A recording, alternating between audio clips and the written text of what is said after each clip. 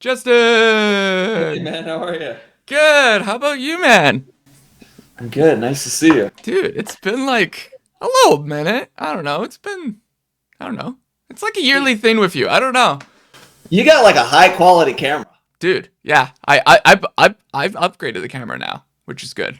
Which is It's cool. actually kind of a huge difference. Wow. Right? I know. It's so weird to think about that. It's just like a little bit of an upgrade. Not much though. But You know what? I actually have, I don't know if this will be better. Can you mhm. hold on? I have a microphone here.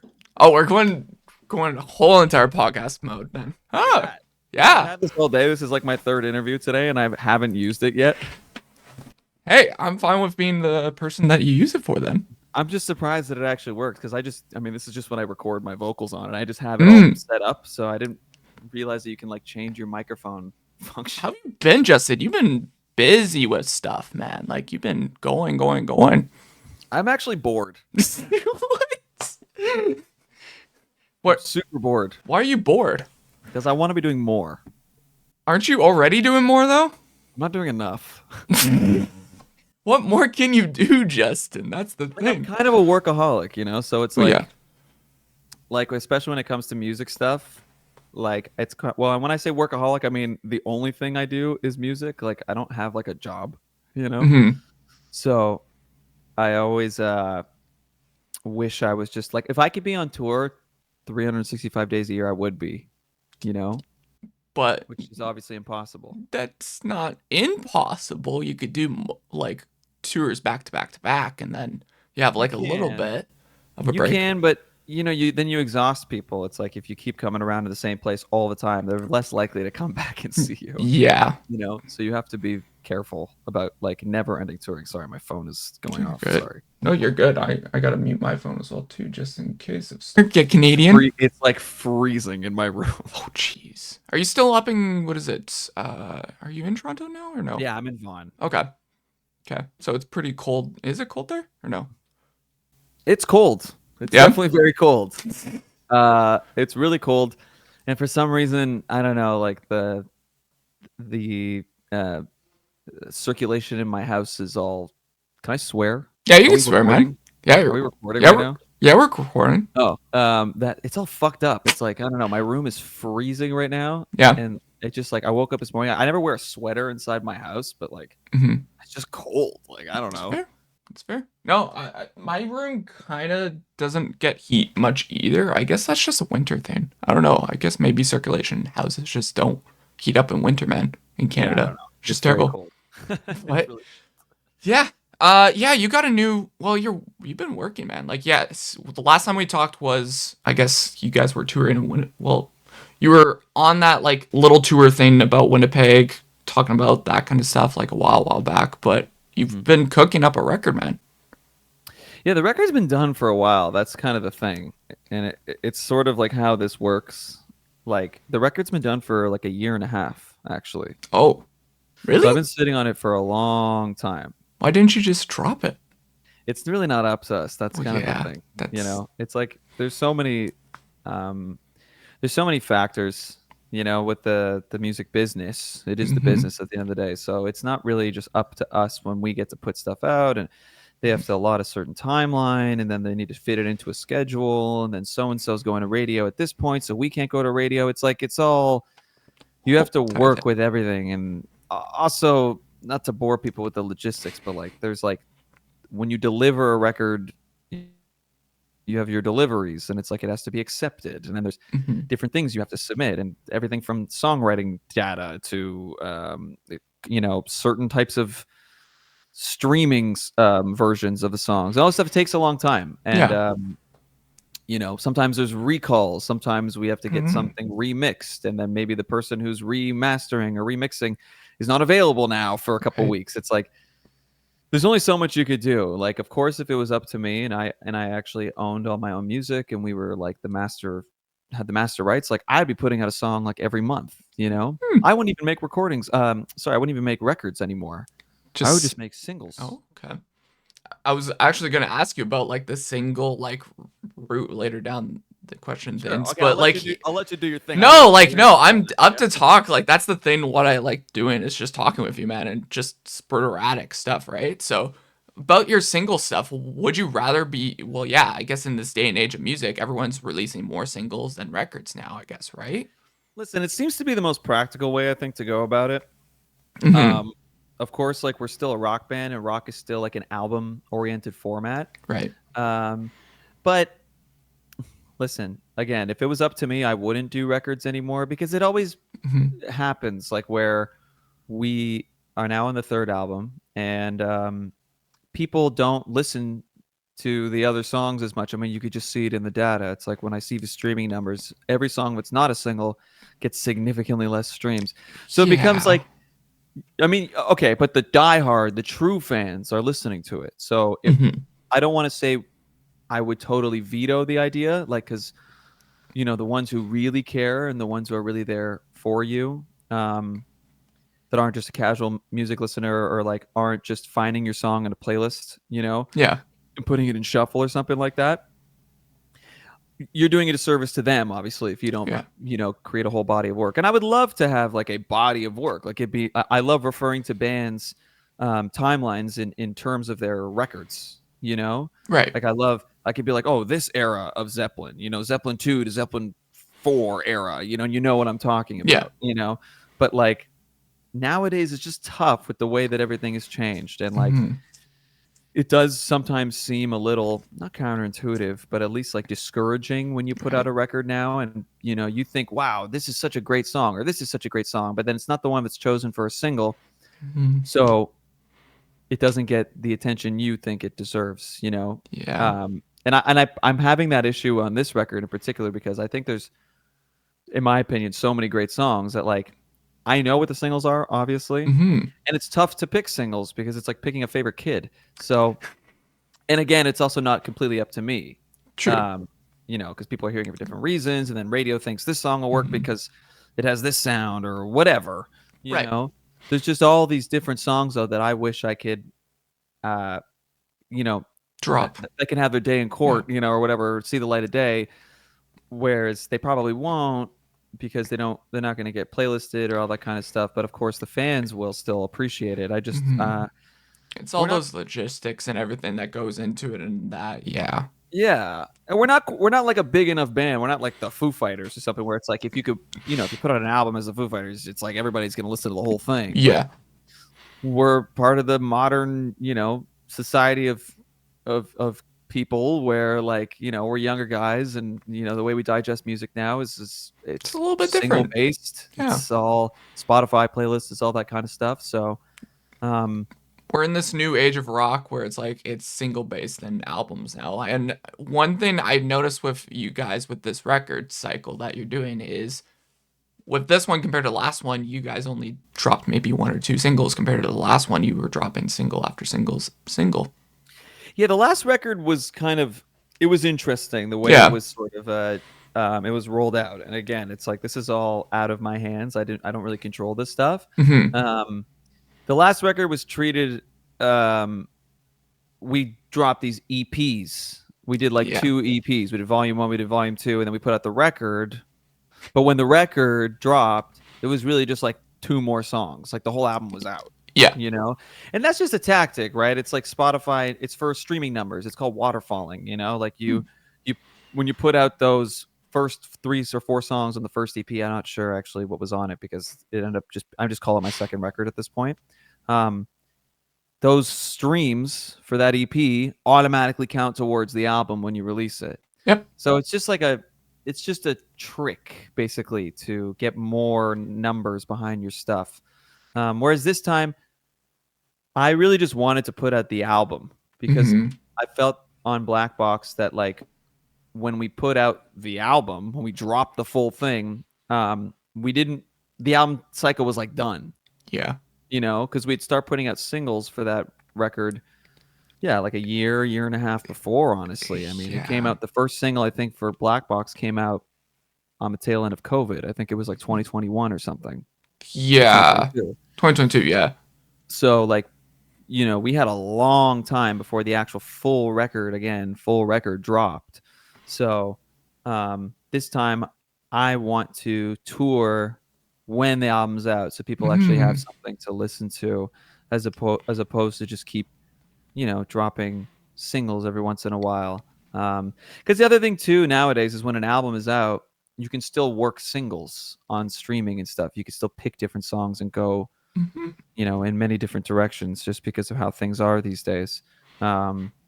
So I think there's really no right way to do anything anymore. It's kind of luck of the draw, or just like whoever at Spotify likes you a lot. And things always change too. Like 1 minute, okay, we're gonna promote singles left, right, and center, and maybe now the next few years, maybe albums will be the next big thing again. Who knows? Like we're going in a repeating cycle that it keeps on changing every single couple years. I think albums are really, they work for big artists. Like obviously when Taylor Swift puts out an album, like her fans like will kill you over it or something like that. And like Beyonce and all these kinds. So you don't want me to kill you for your record now, Justin, when I see you? Like the Swifties are just, they're crazy, Yeah. So, but they like are diehards, you know what I mean? It's like when you get to that level of fame, you have so many diehard fans, they're going to listen to your record. Just like some bands, to me, like I don't want Queens of Stone Age to become a single based band, because they're not like a single band. They're like, they're album rock. They have, they don't, to me, they're not at their best when they're working within the confines of like single oriented music. I don't want like a 3-minute song from Queens of Stone Age. I like when they kind of go off and do their own thing and kind of take some artistic liberties and whatever, because they've gotten to the point where they can, or they came from an era where you could do that. Nowadays, I mean, it's kind of tough to sort of stretch your artistic, muscles and like try to put out like a 6-minute song with 2 guitar solos or something like that. It's like people don't have the attention spans for that anymore. Not that it's not being done. No. I mean, it does happen sometimes. Look at Sleep Token. Like they had that song, The Summoning. It's like 7 minutes, and it changed their whole career. But that is not the it's not the standard. It's not the usual thing that happens. Most of us are working within the confines or the parameters of like a 3.5 minute kind of budget, that we're allotted to, especially if you want to go to radio or something like that. And you kind of work within the confines of that, which I'm totally fine with, because that's actually the music that I like. I don't have any desire to make like a 7-minute like prog piece or something like that, which is super cool, would be cool. People. But it's not my thing. I like short and sweet personally, so I'm not really complaining about the formatting of things. I definitely do think that more is kind of better these days. I used to be a big less is more person, but I would say that now, especially if you're trying to get your feet off the ground as like an up and coming rock band or a new band of any genre, I just think it'd be more beneficial if we were putting out a song like every month, because everybody has we have the ability to do that now. You don't have to go to a massive recording studio anymore. It's like I could do it right here. You don't need anything anymore. With the way recording is, how far recording has come. So basically, to answer that question, I would personally do it that way. Of course, it's not entirely up to me. But no, I get it. But yeah, that's my little rant on that. No, that's good. I like rants. It's enjoyable. It's enjoyable to listen to you, Justin. But let's talk about the new record. Yeah. So what was the easiest and hardest song to write on the new album? Let's see. So the easiest song to write. Well, this is a hard one to answer, because it's like, I can't remember exactly the journey of each song. I mean, some songs just kind of happened. Yeah. Like you sit down and you just like kind of got it off the bat. Like our next single, it's coming out later this week. I'm not sure when this is coming out, but that song's called Diamonds, and that one was pretty easy to throw together. It kind of like all came at once. I worked on it with this other artist named Lael, and we'd written the song a little bit on Zoom. We just got on a Zoom and kind of like hashed out some lyrics and all this kind of stuff, and just like came up with a quick riff. And then it was very quick. I think we were only on Zoom for like maybe an hour. Oh wow. And then I was like, I got it. I'll call you back. And then as soon as we got off the thing, the whole arrangement, like everything, I just did it all. And it basically stayed the exact same way from the demo. It's very rare that songs don't change from the demo. That one is almost like note for note exactly the same as the demo. That's cool. I've heard so many songs that sound structurally different from different artists for demos, and it's the same. And that's cool.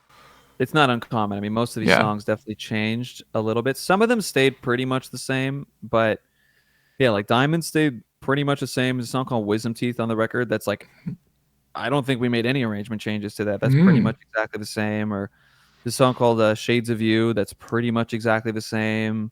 2020 Vision took a while to get, actually. That one was tough because we wrote it, Anton DeLoss, the producer, we wrote it with Michael Schumann from Queens of the Stone Age, a bass player. And we did a session at his house, and we kind of came up with like a half-baked idea. Like we didn't really have any lyrics. We just had like a riff and like a chorus, like kind of melody. And then after that session, we went back to Anton's and we redid the demo. And we didn't have a verse, but we had a chorus. And then I was in LA at the time. I ended up coming back to Toronto, and I ended up doing the demo again. So the demo was done like 3 times before the song was actually finished. I ended up finishing it here.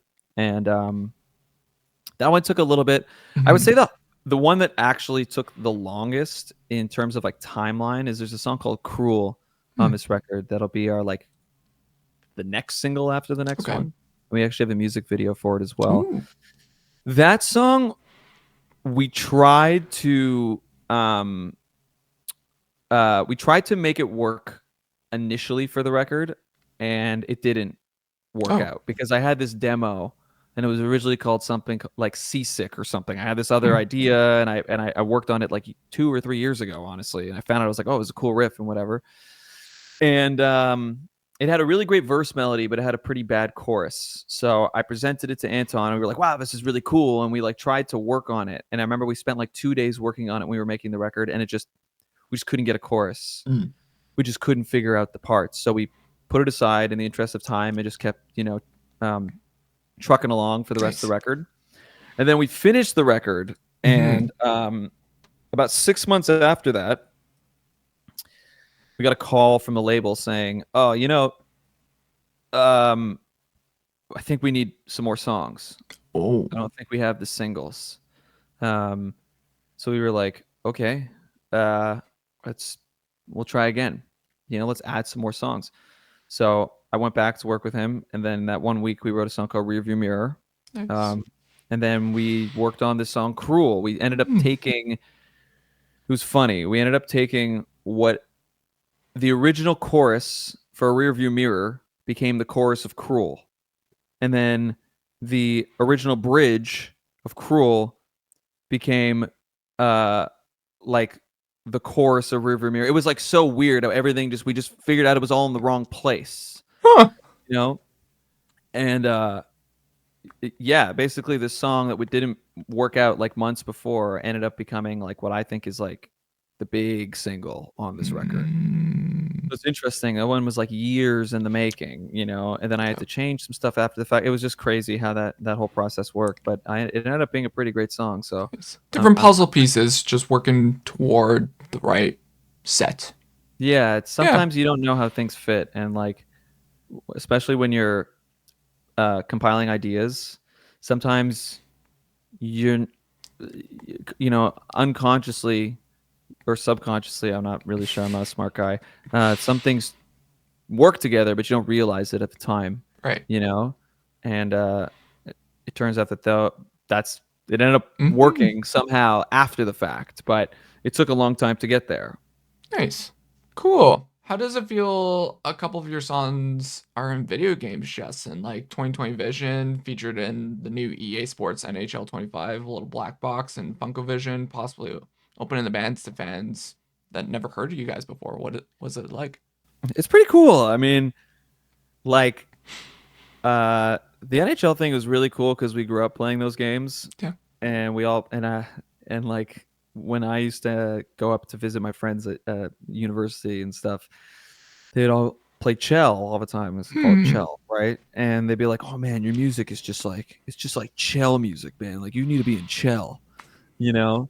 And we got it. You Yeah. know, it was pretty cool. And supposedly I have a download code for the game, but I don't really like sports games, What? so I haven't downloaded the game.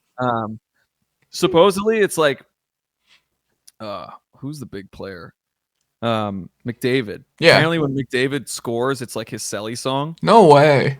Because like all my friends that play the game, apparently they only hear my song. Like it's like the only song that plays apparently, which is pretty awesome. That is I mean, really cool. I don't know these days how much of an impact these games have on popularity. Like I know that when, probably when we were growing up, like I found so many Yeah. bands through the video games. Like Yeah.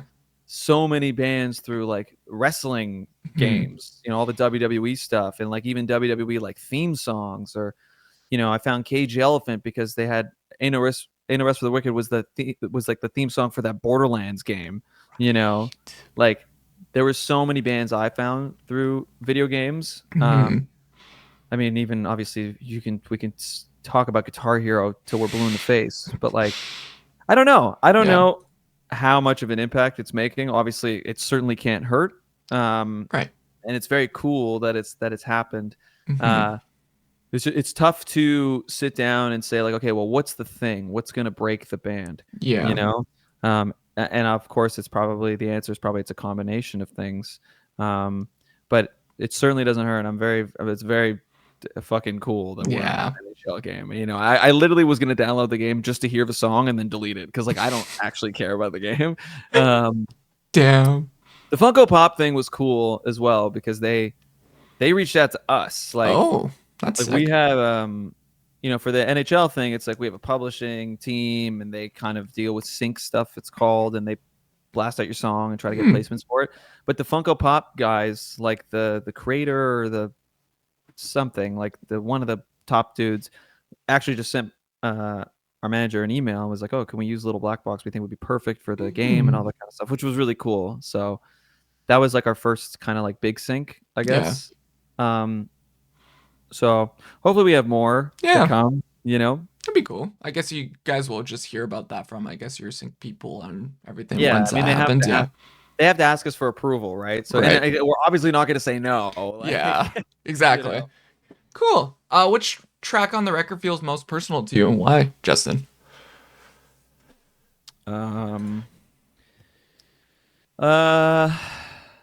Rearview Mirror is pretty deep, I would Mm-hmm. say. That one's kind of like one of the more emotional ones on this record. Rearview Mirror is probably the most personal. Just because it's like it, it it's like probably the most melodramatic song on the record. I mean, Shiver Mm-hmm. could be pretty melodramatic too, but Yeah. like Rearview Mirror, we have these like cascading strings, and there's all these like orchestral elements that come in at the end of the song, and then it kind Mm-hmm. of breaks down into this kind of like sappy, like me just playing guitar, like on this like distorted Nice. recording thing. Um, and it's like very personal because I'm writing about, you know, getting over like a heartbreak, and a lot Oh. of this record is kind of about that. Mm-hmm. And it's about sort of like dealing with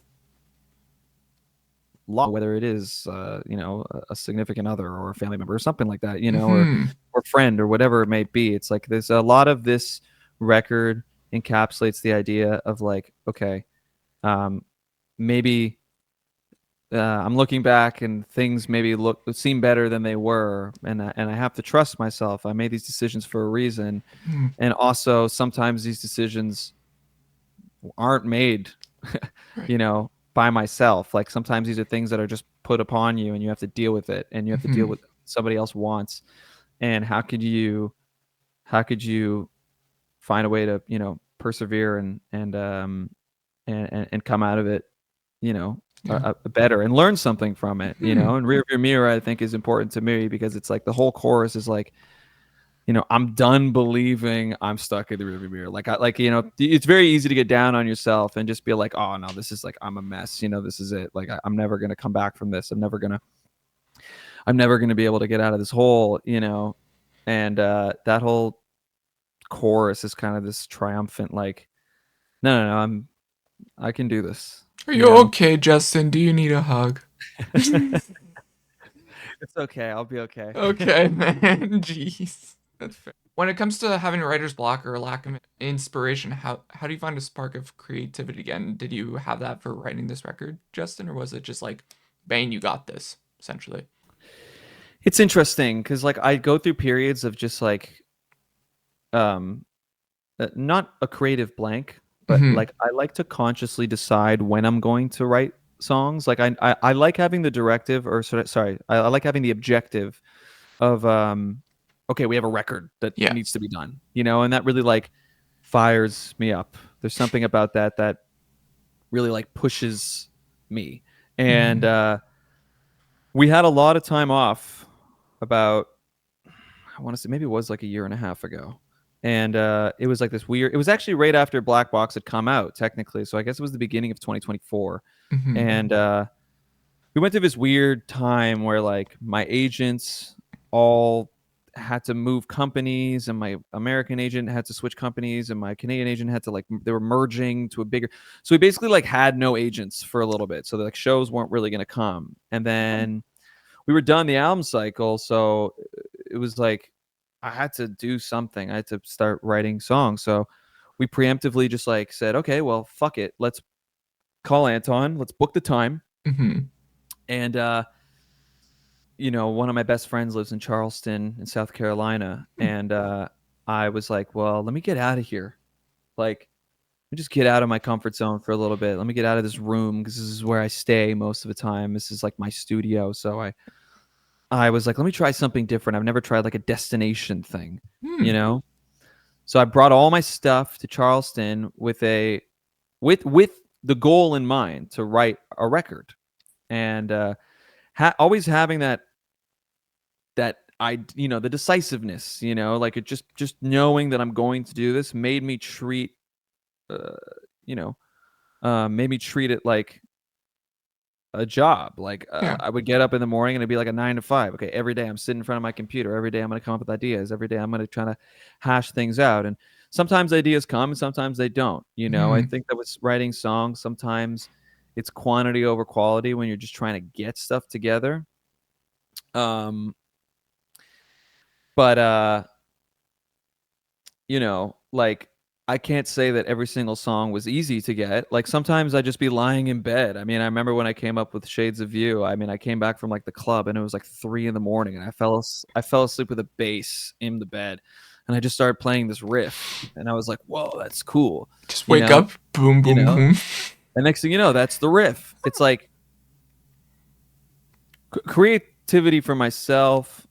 Uh, it flourishes when I kind of get away from stuff. And I feel like, you know, being distracted by my phone or just watching TV shows or movies, all that kind of stuff, and just like taking in too much information all the time is what shuts me down, Mm-hmm. you know? So I think what was beneficial about that whole experience is that I went somewhere else where I didn't really have as many distractions. Nice. You know, I had the ability to fully like lock into to what I was doing. Because there's nothing worse to me for my creativity than just like getting sucked into fucking Instagram all day, you know. And I always find that when I put these things away and I just kind of keep myself away from it for like a week, all of Mm-hmm. a sudden all these thoughts start coming back, and I'm like, oh shit, I can still do this. Of course, there's a seed of doubt that happens every single time, and Mm-hmm. I wonder if I still got it, you know. Uh, Yeah. which I mean, I'm sure every artist or creative person or whoever, you know, feels that, you know, from time to time. I think it's normal. I don't sit around and go, wow, I'm a fucking genius. Like, you know, I don't think I'm that good. But it's nice when you get the ball rolling. And it's like, Yeah. it's easier to keep the ball rolling than stop Mm-hmm. and then start it again. You know, it's like inertia. It's like the Yeah. more songs you write, the once the good ones start coming, they kind of keep coming. Mm-hmm. You know, if you keep at it. But as soon as you have a, you know, you get static and shit stops, and you kind of, you know, uh, you lose the momentum. It's much tougher to get going again. So I always treat that sort of process like that when I have to. But otherwise, like when I'm sitting around, yeah, I mean, I'll have ideas that pop in my head. I mean, my phone is full of riffs and melodies. You know, if I'm just in the shower and I think of like a melody or something, I'll record it quick. But I very rarely see things through until I have to. Not because, you know, I don't feel like it's important, but just because like I want to feel like the songs I'm writing are going to end up on something. I don't want to just write a song to write a song, you know? You want it to So, have meaning, right? That's the main thing. yeah, and I want people to listen to it. So That too. I don't want to record something just to have it. I don't know how to say that any other way. Like Yeah. some people believe in like you write the bad songs to get to the good ones. I just want to write a good song every single time. And sometimes you don't. I mean, most of the time you don't. You know, for every like 5 bad songs, I probably get 1 good song. But I like knowing that like when I'm listening to it, I'm imagining it from the perspective of somebody who's listening to my record as it's coming out. I don't want to sit around when there's no objective of a record, you know, that's supposed to be recorded and just go, oh, I think this is cool. I want to have those ears, you know, of a final. I want to have the ears of like, yeah, I'm listening to this as if it's You're the listener. Yeah, exactly. Yeah. Like, do you send like the odd like demo or even like close to finish song to like some random person that you possibly know or like a fan or someone to be like, hey? I used to years ago and I stopped doing that. Any particular reason why, or I just feel like it's tough for somebody to. Okay, first of all, you have to like trust that they can hear through all of your imperfections in a demo, and there is a lot of factors, you know, to making a song great, and of course recording quality and all this kind of stuff like do factor into that, and you know that when ideas are half baked, like it's not going to come across. You might see the end product or whatever, but like the only person I really trust with that is my producer. So I would send Anton ideas that were like, I mean, pretty much all the demos for this record are wordless. Like I'll have the music, I'll have the melodies, mostly the melodies, not entirely, you know, everything's kind of, again, ideas. Mosh, yeah. But most of the time I would write songs and have no words. I would just like sing some gibberish, you know. But for a guy like him whose opinion I really, really trust and is obviously a professional and this is what he does, you know, he specializes in crafting songs and putting things together. I mean, he produces music, you know. I trust his opinion, but I don't like to send demos to anybody anymore just because in the past, I mean, I've had people say like, oh, this song, no, this is not good. And then it ends up being the single. And it's like, well, what the fuck did you know? You know, why am I listening to all these other people? I should trust my gut. Yeah. You know, I don't need validation from other people on if something is good. If I feel like it's good, it's probably good. That's good. And you have to trust your own taste, I think.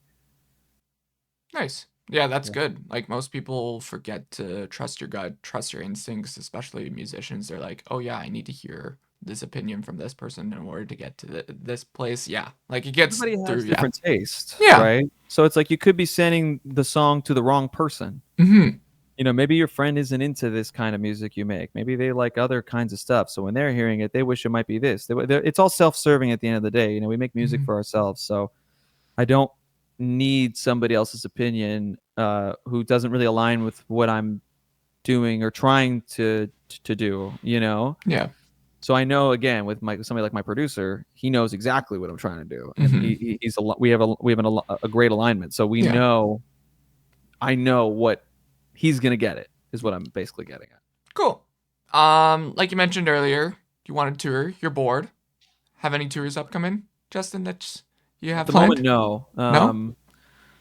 We're waiting. You know, it's kind of like the chicken or the egg. It's like, do you put out the music and tour, or do you tour and then put out the music? And it's like it becomes kind of it's a mishmash of like, well, what's the right move? And right now we're just kind of looking for stuff and trying to find the right fit.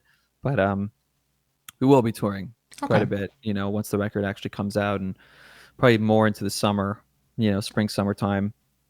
We're working on it though. Okay, cool. I'm just gonna splurt out, hey, come to Winnipeg, of course. I'll always say that, but that's, hey. I'm sure we'll do a Canada run by the end of the year for sure. Yeah. I mean, it feels like the year is like not almost done, but it's just weird that like it just started. Right. you know, but I just feel like summer's around the corner already.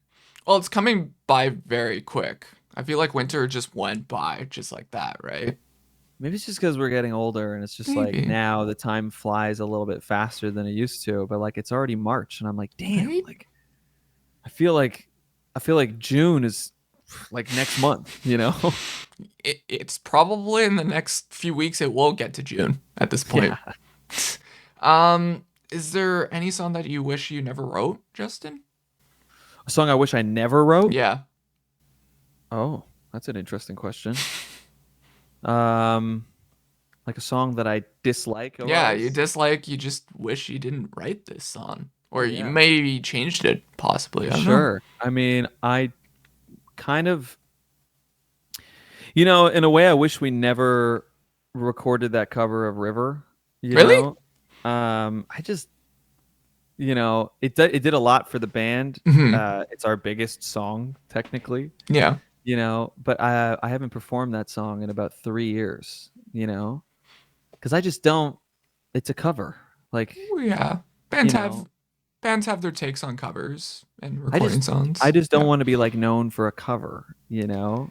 I'd rather be appreciated for my own original music. So. True, but that's how bands get their big break on that, but also I get that. I totally understand that you don't want to be known as the cover band, right? Yeah. I don't love that. I mean, that's why I'm never gonna do it again. To be honest, with you. We're never performing it ever again. It's just for everybody to know we're not going to No, do it's it. done. It's done. You know, I mean, a song like I wish.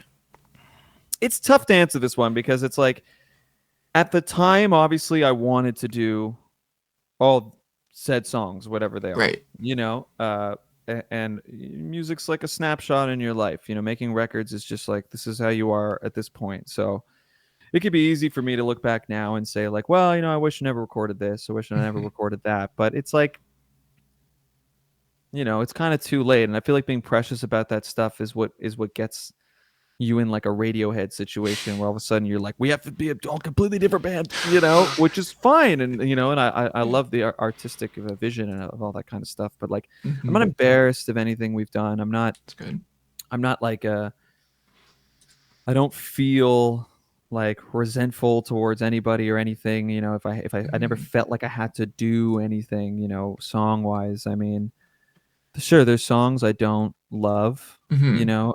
There's music videos I don't love. There's all these kinds of things I don't love. But I think it's impossible to love everything you've put out, you know, kind of down the line. I mean, like I think on this record, there's probably one song I wouldn't have put on there. I'm not going to say it, but like there's one song I think we could have lived without. But who knows? It might be somebody's favorite song. I mean, my least favorite song on Black Box was Bad Blood, and that's, you know, a bunch of people's favorite song. But it always surprises me when people are like, can you play that song? And I'm like, what? Why? Right? Yeah. You know, but at the time I thought it was a good enough song to be on the record. I mean, on our first record, I feel like we could have lived without Don't Panic or could have lived without oh fuck, what's that song called? Oh, the name's escaping me. Well, definitely Don't Panic. I feel like Don't Panic didn't need to be on that record. That was a decent song, but okay, I get it. But again, it's like some people love that song, you know. And like I'm friends with you know, there's somebody I know in New York, and that's her favorite song, like, you know, and she's always begging us to play it, and I'm like, damn, it's so weird. I mean, we used to play it live all the time, but again, it's like you're gonna have your favorites, you're gonna have your least favorites, but nothing that I hate, you know. There's nothing that I'm like, damn, like I really fucking hate that song. Okay, that's good. We don't have like a like a Radiohead creep situation where there's like a song I fucking hate. I mean, I don't hate River. I don't hate that we did. I don't hate that song. I don't hate the way it turned out. I don't hate the way it sounds. I just don't like what it's become for the band. You know? Yeah. Well, unless you get to the point where yes, you're like these bands like Bad Omens or Radiohead, where it's like you have a big hit song and you have to play it every single show. You might get to that point to hate like that single. You would think, or no? I kind of think it's bullshit, though. It's like if you have a huge hit that's a song that a lot of people love, that's your song. I'm going to set covers aside because River is a cover, so I'm just going to take that and put it aside. Yeah. You should give them what they want, you know? I know that people say, you know, I've heard so many different opinions on like, don't like Rick Rubin, people like that would be like, never listen to the audience. Mhm. The audience comes last. Your taste comes first, and what you want comes first. And while I believe there's some validity to that argument, I'm also not the one that's, spending my hard-earned money on seeing this band, that I love. And I would be freaking mad, if I saw Foo Fighters and they didn't play Best of You and they didn't play The Pretender and they didn't play Monkey Wrench, like, or Learn to Fly. Like, I want to hear the big songs, True. They're big for a reason. They connect with so many people. People love those songs. Of course, I want to play our new music too. I want people to care about our new music as well. But we're in a position where we're still like kind of new and young enough where like Mhm. people will be listening to our new music, but at a certain point in a band's career, it's like you kind of become a legacy act, Yeah. and you should, in my opinion, play your hits, Mhm. because what's crazy is like when I saw Radiohead, and I'm a bad talking Radiohead, but Radiohead's one of my favorite bands. I just want to put that out there. I That's freaking good. love Radiohead. When I saw them not too long ago, actually maybe now it's been a couple of years, but Mhm. you know how many people are probably in that arena that only know Creep? Quite For a sure, quite a there's bit. probably a good amount of people in that arena that have no clue that Radiohead became this whole other thing, you know, um, and have just found them or love them because of Creep or like Fake Plastic Trees or songs like that, and it's just Mhm. kind of like you can't dismiss a success one big hit gets you, and how many people are not avid listeners and are not passionate music listeners. How many people are just like casual music fans that just enjoy a song simply to enjoy it and don't look into the lore or the Yeah. history of a band or get into their craft more. I mean, you can say that about so many bands. I have a lot of friends that are not passionate music listeners, maybe like you and I are, but Mhm. we'll go see a band or we'll buy a ticket to see a concert simply because they love the one song and they just want to hear that one song, and they don't care if the ticket's $100. They'll go see band X because they love their fucking hit, and One then they'll song, sit yeah. through a concert of all their new songs just to hear that one song at the end. you know I've heard a couple people that have done that. I'm like, I don't I get it. You want to see the band perform it and you want to see it, and then I get it. You're supporting the band still. And Mhm. yeah.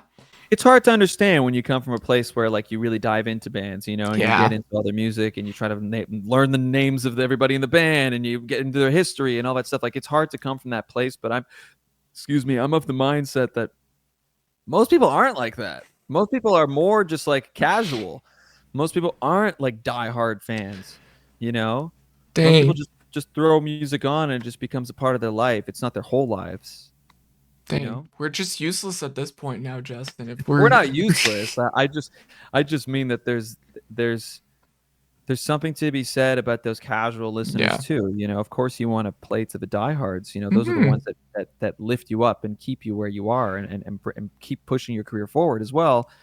But the ones that are still there because they like, your 1-2 big hits are just as valid in many ways, Yeah. No. and you shouldn't forget about them. Cool. I get it. If you could talk to yourself from a year from now, what would you like to tell yourself, Justin? Hmm. Wow. Mhm. That's a deep question. So if I could talk to myself a year from now, Mhm.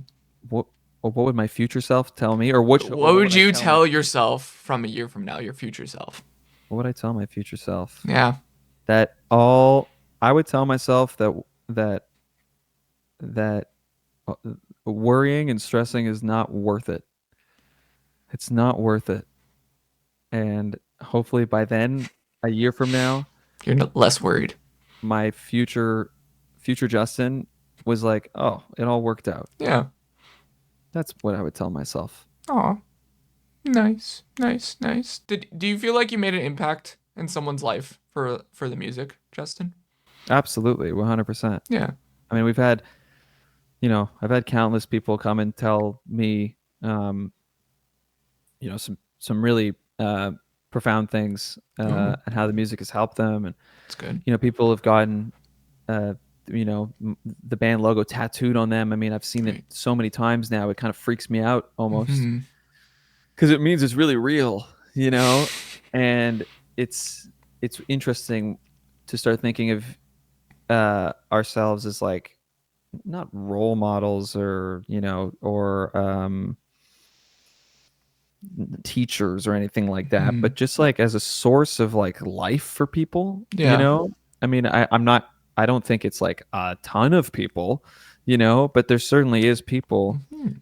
who have been helped through the music, whether it's, help them out mentally through some really dark stuff, or just kind of distracted them from like the rise and grind of life, or just simply lets them have a good time and shake their ass on a Friday night when they're drinking with their friends or something. It's Mhm. like all these things again are all great. I'm really grateful for that. I definitely can't negate the impact that has on us as a band, and if anything, it makes me want to work harder because, Mhm. especially when I see people with the tattoo, I'm like, okay, I can't let you down. It kind of puts more responsibility on us as a band, and I hope we just don't, you know, let those people down. Yeah. Um, that's what we're doing it for. That's good. I love it. I've seen like the odd tattoo here in Winnipeg and that from Broken Love, and it's cool to see Fucking like crazy. so many bands, so many people you've impacted through the music. And I always give credit to bands. It's just like you've helped so many people. You've done so much for people It's in it's general. incredible. It's I mean, cool. it is really cool. I mean, it's like in a way, helping myself has sort of helped a lot of other people too, because the music is Mhm. obviously an outlet for me, and you know, I mean, especially the first record is like this big, melodramatic, cathartic piece. It's like I listened to it the other day on Valentine's Day because it was like Hmm. the 50th anniversary of the record, Right. and I listened to it top down, and I was like, damn. Shit is so dramatic. It's been so long since I've listened to it. But I was a different person back then. I mean, I was like 18 years old when I made that. That was almost 10 years ago that I recorded that record. Hmm. So it's so interesting hearing like how different I've become and how much I've grown and how many people. It is interesting too how many people specifically talk about the first record in terms when they talk about like being helped mentally or anything like that. They always talk about the first record. Hmm. They don't talk about the second record as much because I feel, and I get it, because I think the second record is more like riff rock, fun, kind of like sexy, groovy stuff, Whereas the first record is like more introspective and more, I think, vulnerable and yeah, I mean, to me, melodramatic now, but for some people, and at the time, I felt like it was really serious and real for me. Yeah. So I understand how that could help people more, and I feel like this new record has more of that feeling. It has like the lyrical kind of like honesty of the first record, Hmm. but has like the riffs and it's a little more sexy in my opinion than the Oh. second record. I think it's our sexiest record. And the groove of like the second record and some obviously. I think that we've done some more in that regard, but I definitely try to bring back more of that like lyrical honesty on this record, um, as opposed to the last one. Yeah. That's what I could tell from it after listening to it. I'm like, yeah, you bring a little bit of each record into it and mixed matched it a little bit. And I guess it's a little bit more mastered a little bit, I would say.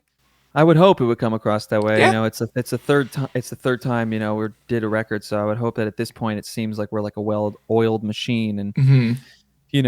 it sounds it sounds like fine-tuned at this Yeah. point. And I at least would hope that comes across, because I Hmm. feel like this is really like it's really dialed in on this record, in my opinion. Like it kind of has everything that people probably love from us. Yeah. In a lot of ways, I think it's going to be a lot of people's favorite record. Hmm. Uh, it might not be, but that's kind of what's amazing about having like a body of work now. And now that we're gonna have 3 records out, it's like now you can actually have like a real favorite. Going Yeah. between like 2 records is like It's hard to whatever, but pick now there's between. Yeah. there's gonna be like 3 different eras, that you can be like, oh, well, whatever, it depends which one's your favorite. Hmm. And it's tough to get into that conversation of like, is it the best record we've ever done? And every band is going to tell you when they put out a record, oh, this is the best thing we've ever Yeah. done. you know. But I don't know. I mean, I certainly feel the best about it right now because it's what I personally relate to the most and connect with at this point in my life.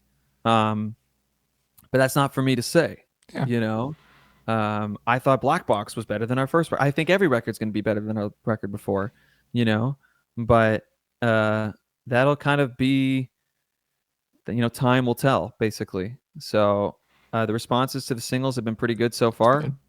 You know, I think the next single's really good. I think the next single's like classic Broken Love. Mm-hmm. You know, so I think the song Cruel is gonna make people go, whoa, this is different. Mm-hmm. You know, so we'll see. I think we took some liberties on this one. There definitely is some stuff that we haven't done. I think there is some liberties for sure that we're taking on this record. And I hope people. I mean, I'm trying to broaden, the audience. Hopefully, more people are drawn in. You know, I'm trying to keep it less, secular. Yeah. Cool. Well, 2 more things. Describe yourself with 1 word. What would it be, Justin? Intense. You're intense right now? I would say intense. How come? I would just say that I'm generally, I've been described, that term has been thrown at me so many times over the years. Like everybody always describes me as intense in any way. Nah. Well, I don't think it's a bad thing, you know? Oh, yeah. I think that intense means like passionate. It could be in many ways. I think that I'm generally an intense person. And that doesn't, and again, it doesn't mean negative or anything. No. It's like, yes, I could be intensely serious, but I find the way that I talk about things, or the way I show interest in things, I kind of go all in. You know, I'm not really like a half measure kind of person. It's kind of like I either love it or I fucking hate it. You know, and a lot of my friends know me as that, and a lot of people know me like that. So I would say intense is a pretty good way to describe me. Cool. And then tell me what you have planned for the rest of 2025, Justin, and tell people what you got going on. Put out the record.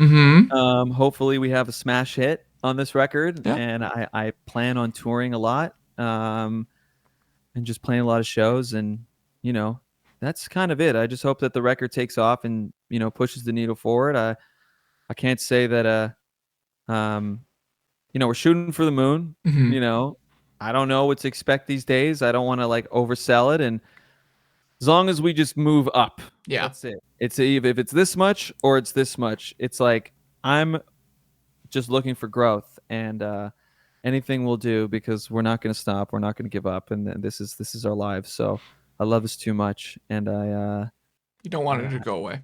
No, I mean, we're going to do this regardless. So if for some reason this record doesn't hit the way it is, I mean, I already have another record ready to go. So, he's ready to drop it, folks. I'm ready. Like I'm already working on the next one. So it's like, we're going to keep going, The next one's going to be awesome. Nah, this one's just all right. And then the next one, awesome. Okay, cool.